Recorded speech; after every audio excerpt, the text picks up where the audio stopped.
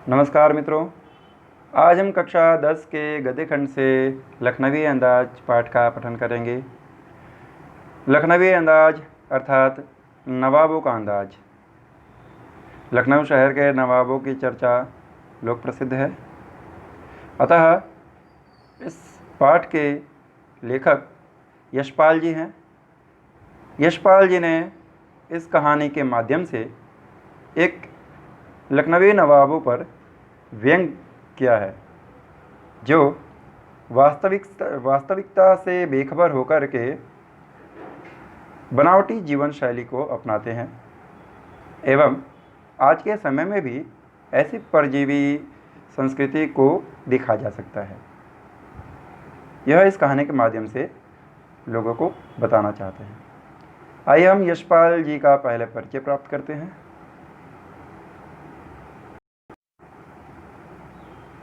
यशपाल जी।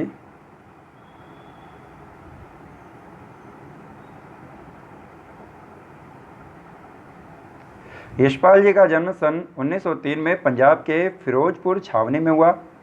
प्रारंभिक शिक्षा कांगड़ा में ग्रहण करने के बाद लाहौर के नेशनल कॉलेज में उन्होंने बीए किया। वहां उनका परिचय भगत सिंह और सुखदेव से हुआ।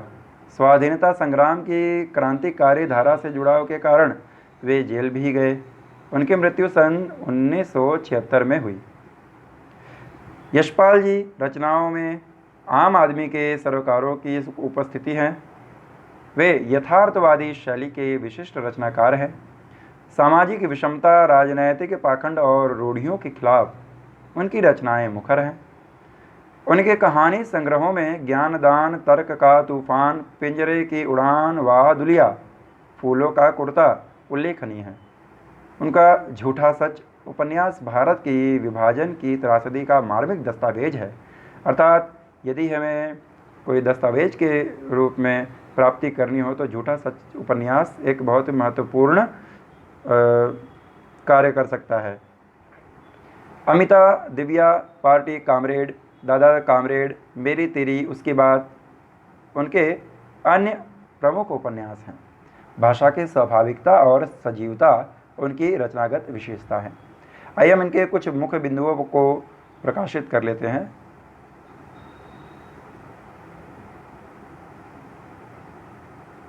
जैसे इनका जन्म 1903 में हुआ, पंजाब के फिरोजपुर छावनी में हुआ और इनकी शिक्षा कांगड़ा में ग्रहण की गई। इसके बाद ये लाहौर के नेशनल कॉलेज में इन्होंने बीए किया और इनकी मृत्यु सन 1976 में हुई। इस प्रकार से हम इनका जन्म और मृत्यु का रेखांकित किए। इनके अब कुछ रचनात्मक शैली को भी देखते हैं। जैसे इनके यथार्थ शैली के विशिष्ट रचनाकार हैं ये। इनके मुख्य रचनाएं जैसे कहानी संग्रहों में ज्ञानदान, तर्क का तूफान, पिंजरे की उड़ान या दुलिया, फूलों का कुर्ता, यह है। और विशेष रूप से ये झूठा सच आप सभी के लिए महत्वपूर्ण है, क्योंकि यह विभाजन की त्रासदी का मार्मिक दस्तावेज है। इसे रेखांकित कर लिया जाता है। और इनका अन्य उपन्यास भी है, लेकिन उन सभी में से झूठा सच एक महत्वपूर्ण उपन्यास है। यह इनके कुछ प्रमुख उपन्यास हैं। आइए हम पाठ का सारांश अध्ययन कर लेते हैं।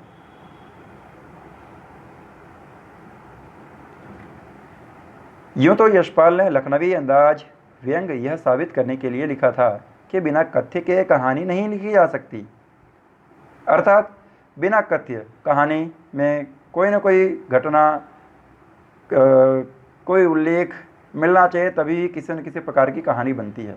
इसलिए इन्होंने कहा है, यहाँ पर प्रदर्शित करने के लिए कहा है कि बिना कथ्य के कहानी नहीं लिखी जा सकती, परंतु एक स्वतंत्र रचना के रूप में इस रचना को पढ़ा जा सकता है। लेकिन इन्होंने माना है कि यह श्रेष्ठकर हो सकती है या नहीं, ये इसके बारे में नहीं कह सकते, लेकिन इसे रोचक तथ्य के आधार पर पढ़ा जा सकता है। यशपाल उस पतनशील सामंती वर्ग अर्थात उस समय के जो जमींदार थे, यशपाल उस पतनशील अर्थात जो नष्ट होने योग्य है, तो पतनशील सामंती वर्ग पर कटाक्ष करते हैं, जो वास्तविकता से बेखबर एक बनावटी जीवन शैली का आदि है। यानी उस समय के जो जमींदार थे वो अपने आप को ही सर्वस्व मान चुके थे, लेकिन उनका भी पतन हुआ। ठीक उसी प्रकार से इस पाठ में भी इसी के आधार पर नवाबों की भी कुछ चर्चा की जाएगी। कहना ना होगा कि आज के समय में भी ऐसी परजीवी संस्कृति को देखा जा सकता है, अर्थात ये जो वास्तविकता से लोग बेखबर हैं। हम जानते हैं कि यह कार्य ऐसा जो अपने आप को सर्वस्व मान लेता है वह टिकाऊ तो नहीं है, कहीं ना कहीं उसका पतन होना निश्चय ही है। और जो लोग ऐसा मान बैठते कि नहीं हमारा कुछ नहीं हो सकता, वह लोग वास्तविकता से बेखबर हैं। और इसलिए यहाँ पर लेखक ने वास्तविकता से बेखबर एक बनावटी जीवन शैली के आदि के बारे में चर्चा की है। आइए हम पाठ को पढ़ते हैं।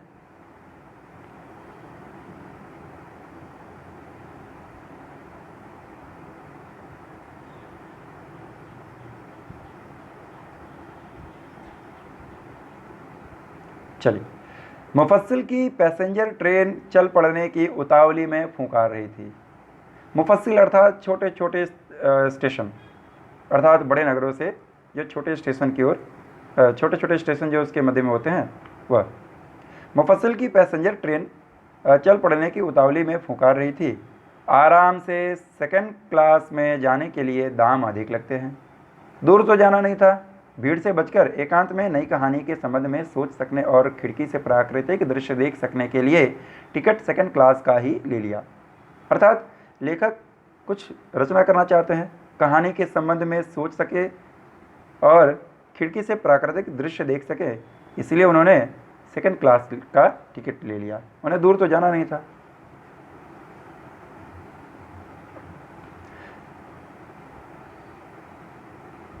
गाड़ी छूट रही थी। सेकंड क्लास के एक छोटे डिब्बे को खाली समझकर जरा दौड़कर उसमें चढ़ गए। अनुमान के प्रतिकूल डिब्बा निर्जन नहीं था। डिब्बा निर्जन नहीं था अर्थात निर्जन, अर्थात कोई लोग न होना। उनके अनुमान के अनुसार मतलब प्रतिकूल अर्थात विपरीत। तो वह उन्होंने अनुमान लगाया था कि कदाचित वह जो जिस सेकंड क्लास के डिब्बे में चढ़ रहे हैं वह खाली मिले। क्यों? क्योंकि उन्हें नई कहानी लिखनी थी और उसके लिए एक शांत माहौल चाहिए होता है। तो लेकिन उनके अनुमान के प्रतिकूल हो गया, यानी जो उन्होंने सोचा था वो उसका विपरीत निकला। एक बर्थ पर लखनऊ की नवाबी नस्ल के एक सफ़ेद पोश सज्जन बहुत सुविधा से पालथी मार बैठे थे। सामने 2 ताजे चिकने खीरे तौलिए पर रखे थे। डिब्बे में हमारे सहसा कूद जाने से सज्जन की आंखों में एकांत चिंतन में विघ्न का असंतोष दिखाई दिया। सोचा हो सकता है यह भी कहानी के लिए सूझ की चिंता में हो या खीरे जैसी अपदार्थ वस्तु का शौक करते देखे जाने के संकोच में हो। हालांकि लेखक ने अपनी कहानी के बारे में सोचा था कि उन्हें कहानी एकांत में लिखने को मौका मिलेगा, लेकिन जब इन्होंने उस सेकंड क्लास के डिब्बे में आए तब इन्होंने पाया कि एक सफ़ेद पोश के सज्जन आराम से पालथी मार करके बैठे हुए हैं और ताजे चिकने खीरे तौलिया पर रखे हैं। अब अचानक में ऐसी स्थिति में कोई व्यक्ति आ जाए तो उसकी आंखों में मतलब उसको एक असंतोष की भावना लेखक को महसूस हुई कि वह लेखक के बारे में कदाचित असंतोष व्यक्त कर रहा है। यानी वो जो सज्जन पुरुष है वह कदाचित लेखक के बारे में असंतोष की भावना उनके मन में आ गई है। लेखक ने दूसरी बात सोची, अर्थात लेखक अपना अनुमान लगा रहे हैं कि उनके आंखों में असंतोष की भावना किस लिए आई है। और दूसरा यह है कि यह अनुमान लगा रहे हैं कि कदाचित उन्हें भी कहानी लिखने की सूझ रही हो। और या फिर दूसरा संकोच यह है कि कदाचित जो अपदार्थ वस्तु है, अर्थात खीरा तो ऐसे लोगों के लिए अपदार्थ है, मतलब कोई वस्तु है ही नहीं जिसको वो देखना भी नहीं चाहते हैं, लेकिन ऐसे अपदार्थ वस्तु का शौक करते देखे जाने के संकोच में हो। यानी जिस चीज़ को नहीं खाना चाहिए था उस चीज़ को मुझे कोई खाते हुए या रखते हुए देख लिया, यह उनके मन में संकोच। ऐसा लेखक अपना अनुमान लगा रहे हैं उस सफ़ेद पोश सज्जन के बारे में।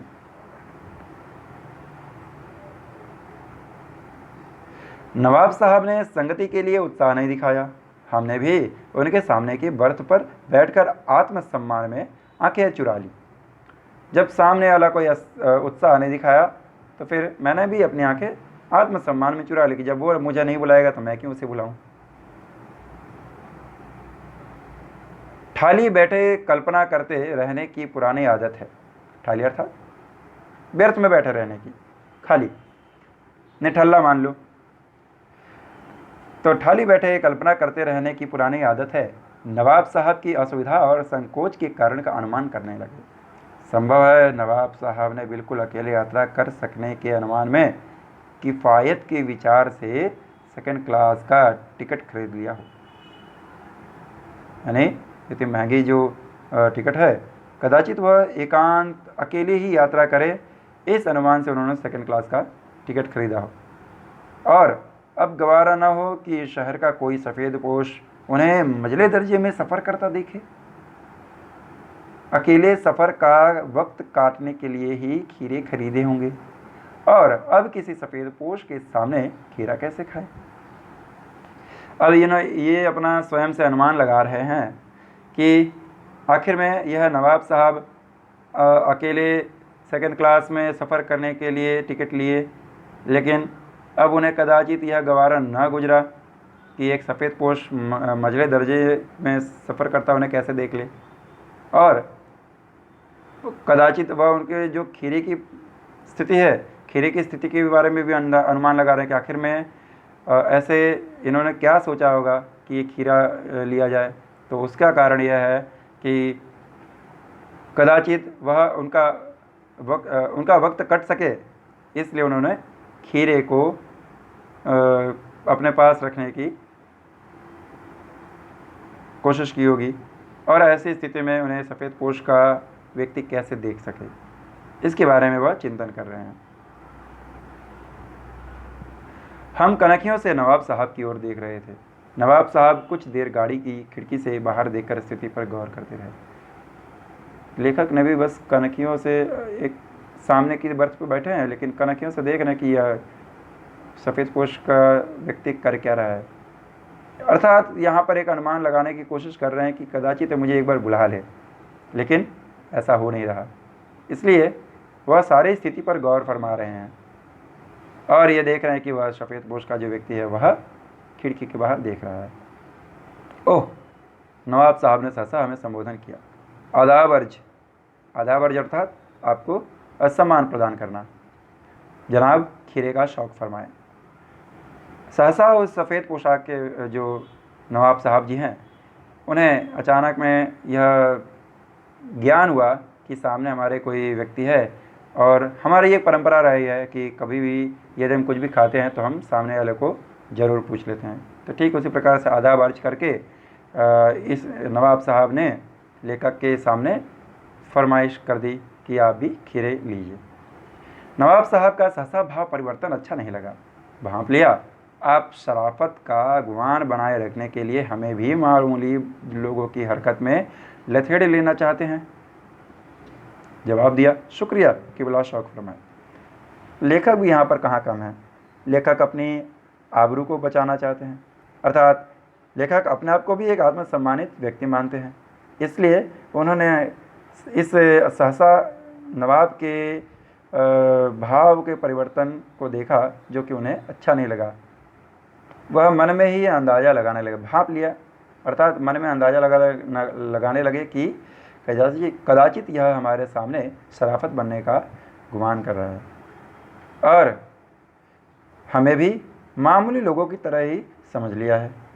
लेकिन इन्होंने भी, अर्थात लेखक ने, शुक्रिया, अब आप ही किबला शौक फरमाए, अर्थात आप ही इस खीरे का शौक फरमाए, यह कह करके संबोधित कर दिया। नवाब साहब ने फिर एक पल खिड़की से बाहर देखकर गौर किया कि और दृढ़ निश्चय से खीरों के नीचे रखा तौलिया झाड़कर सामने बिछा लिया। सीट के नीचे से लोटा उठाकर दोनों खीरों को खिड़की से बाहर धोया और तौलिए से पोंछ लिया। जेब से चाकू निकाला, दोनों खीरों के सिर काटे और उन्हें गोद कर झाग निकाला। फिर आंखों को बहुत एहतियात से छीलकर फांकों को करीने से तौलिए पर सजाए गए।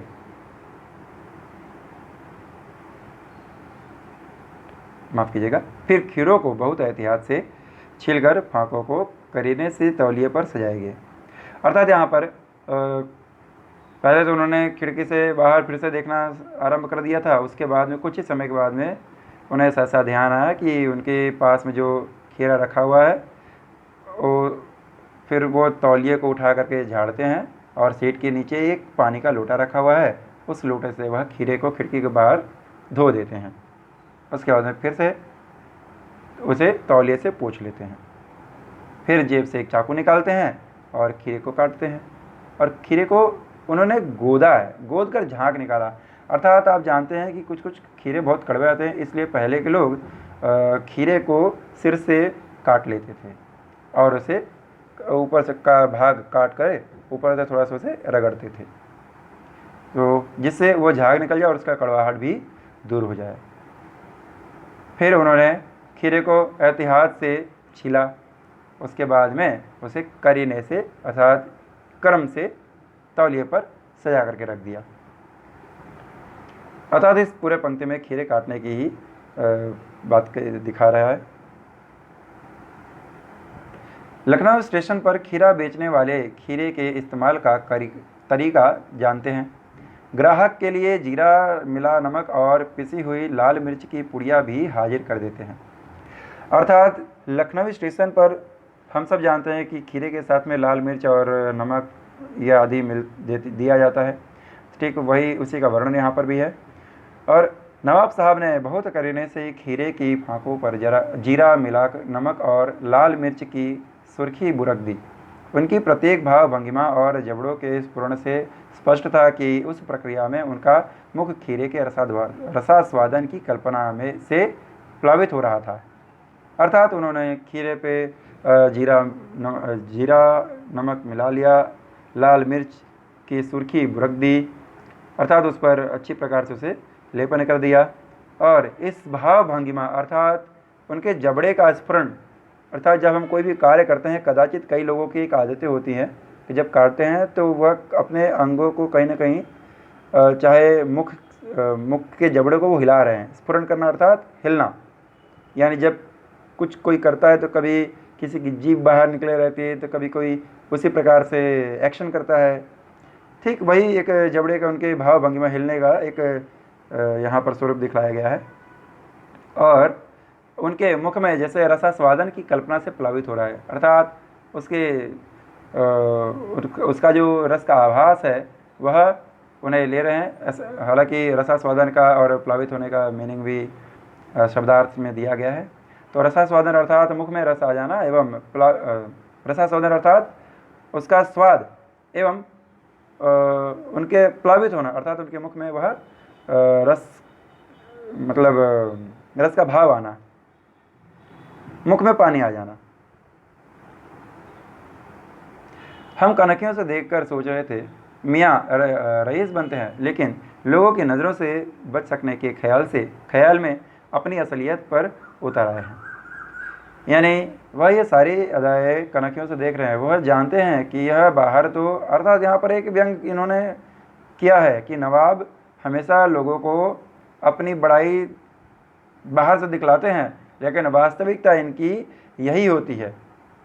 और लेकिन लोगों की नज़रों से बच सकने के ख्याल में अपनी असलियत पर उतर आए हैं। अर्थात हम केवल लोगों को दिखावा कर रहे हैं, लेकिन असलियत में तो यह वास्तव इसी प्रकार से इनका हरकत है, इसी प्रकार से यह कार्य ही करते हैं, लेकिन हमसे बचने के लिए यह एक अदब दिखा रहे हैं यहाँ पर। नवाब साहब ने फिर एक बार हमारी ओर देख लिया। वल्लाह, शौक कीजिए, लखनऊ का बालम खिरा है। इस प्रकार से उन्होंने वापस एक बार गुजारिश की कि लखनऊ का बालम खिरा है, कृपया शौक फरमाइए।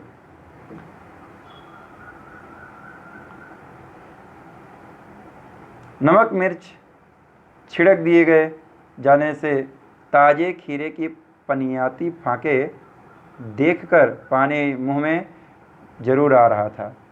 पनियाती फाँके अर्थात वह खीरा जो पानी छोड़ रहा है, यानी जिससे पानी निकलता है। उनकी फाँकों से खीरे को काट दिया गया है, उनकी जो एक एक पीस है उन फाँकों से पानी निकल रहा है, तो पानी मुंह में जरूर आ रहा है, अर्थात उनके मुंह में इसके रस के स्वाद का अनुभूति कर रहे हैं, लेकिन इनकार कर चुके थे। अर्थात एक बार लेखक जी ने इनकार तो कर ही दिया था, इसलिए आत्मसम्मान में अब भाई जो एक बार मैंने कह दिया, कमिटमेंट कर दी, तो फिर अब मैं दोबारा इसे मैं नहीं बदल सकता। तो आत्मसम्मान निभाना ही उचित समझा। उत्तर दिया, शुक्रिया, इस वक्त तलब महसूस नहीं हो रही, अर्थात इस वक्त प्यास नहीं महसूस हो रही, या इस वक्त इच्छा नहीं महसूस हो रही। मैदा भी ज़रा कमज़ोर है, मैदा अर्थात पेट। किबला, शौक फरमाइए। फिर से उन्होंने कह दिया कि अभी हमें प्यास या इच्छा नहीं महसूस हो रही है और थोड़ा पेट भी खराब है। नवाब साहब ने सतृष्ण आंखों से नमक मिर्च के संयोग से चमकती खीरे की फाँकों की ओर देखा। अचानक उन्होंने अपनी आंखें खोल दी और उन फाँकों पर नज़र गड़ाई। खिड़की के बाहर देखकर दीर्घ निश्वास लिया। खिड़की से एक बार उस खीरे पर नज़र डाली, फिर खिड़की के बाहर लंबी सांस खींची। खीरे की एक फाँक उठाकर होठों तक ले गए, फाँक को सूंघा, स्वाद के आनंद में पलकें मूंदी, अर्थात फाँकों को अपने होठ के पास जा करके एक फाँक को सूंघा, फिर उसके बाद में उन पल के आंखें मूंद ली, अर्थात उसके स्वाद का वह सूंघ कर अनुभूति कर रहे हैं, जैसे उनका मन भर आया हो।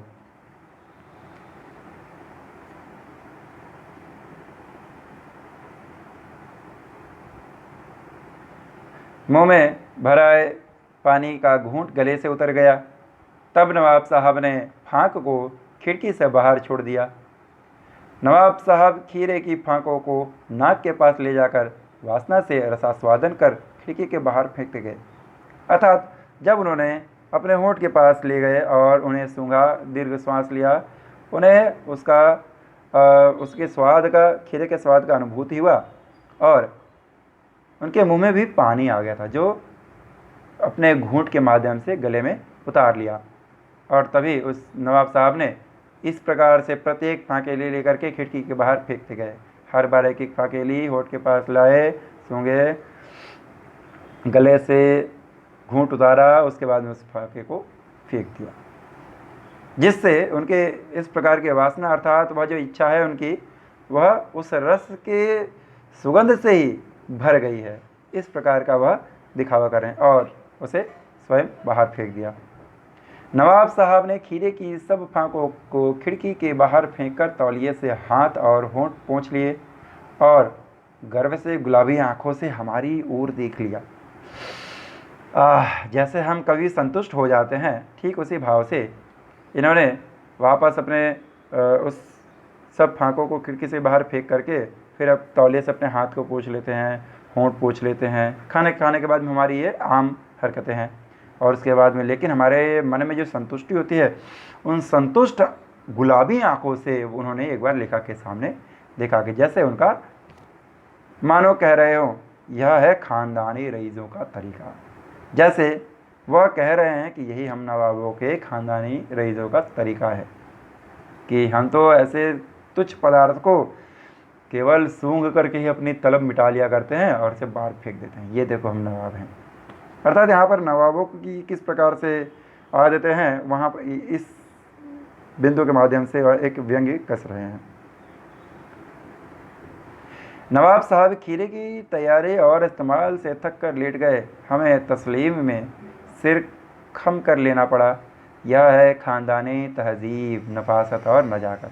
अर्थात लेखक भी ऐसी आदतों को देख करके कहीं ना कहीं अपने सिर को मुड़ा लेते हैं और मन में सोचते हैं कि अच्छा, यही ख़ानदानी तहजीब, यही तरीका है, यही नफासत और नजाकत है, यही कोमलता है और यही स्वच्छता है इनकी। देखो कितना अच्छे से इन्होंने खाया, धोया, साफ़ किया, उसके बाद इनको फेंक दिया। यानी यही आदतें हैं इनकी। हम गौर कर रहे थे, खीरा इस्तेमाल करने की इस तरीके को खीरे की सुगंध और स्वाद की कल्पना से संतुष्ट होने का सूक्ष्म, नफीस या एब्स्ट्रैक्ट तरीका जरूर कहा जा सकता है, परंतु क्या ऐसे तरीके से उदर की तृप्ति भी हो सकती है? अब लेखक ने यह सब अनुभूत किया था कि इसे खा करके फिर वह इनके इस्तेमाल से या अर्थात नवाब साहब इसके इस्तेमाल से थक कर लेट गए थे। तो ये सारे के बाद में उन्होंने जब सर अपना इस और मुड़ा करके ये सारी बातें सोचने लगे कि यही तरीका है इनका, और फिर एक चिंता करने लगे कि क्या खीरे की सुगंध और स्वाद की कल्पना मात्र से संतुष्टि हो सकती है? यह एक सूक्ष्म, छोटा, नफीस अर्थात अच्छा और एब्स्ट्रैक्ट अर्थात पक्का, यही एक तरीका है? एब्स्ट्रैक्ट का भी हम शब्दार्थ में मीनिंग देख लेंगे। क्या यही तरीका है उनका? लेकिन क्या इन तरीकों से उनके उदर की पूर्ति हो सकती है? यह उनके मन में एक संदेह हुआ कि क्या ऐसी इन हरकतों से किसी के उदर की तृप्ति हो सकती है? नवाब साहब की ओर से भरे पेट के ऊंचे डकार का शब्द सुनाई दिया और नवाब साहब ने हमारी ओर देख कर कह दिया, खीरा लजीज होता है, लेकिन होता है शकील, नामुराद, मैदे पर बोझ डाल देता है। अब नवाब साहब ने बड़ी ऊंची डकार ली और वो ऊंची डकार लेखक को सुनाई भी दी और उन्होंने लेखक के पास ऐसा कहा भी कि खीरा बड़ा ही लजीज होता है और अर्थात लाजवाब होता है, शकील, नामुराद, मैदे पर बोझ डाल देता है। लेकिन यह जो शकील अर्थात हमारा जो मेरा अर्थात पेट जो खराब, मतलब उस पर बोझ डाल देता है। ज्ञान चक्षु खुल गए, पहचाना ये है नई कहानी के लेखक। अर्थात लेखक के जो सोच थी वह सोच बदली और उन्होंने जाना कि यह है नए कहानी के लेखक, अर्थात ऐसे लोग नई कहानी के लेखक बने हैं। तो खीरे की सुगंध और स्वाद की कल्पना से पेट भर जाने का डकार आ सकता है, तो बिना विचार, घटना और पात्रों के लेखक की इच्छा मात्र से नई कहानी क्यों नहीं बन सकती?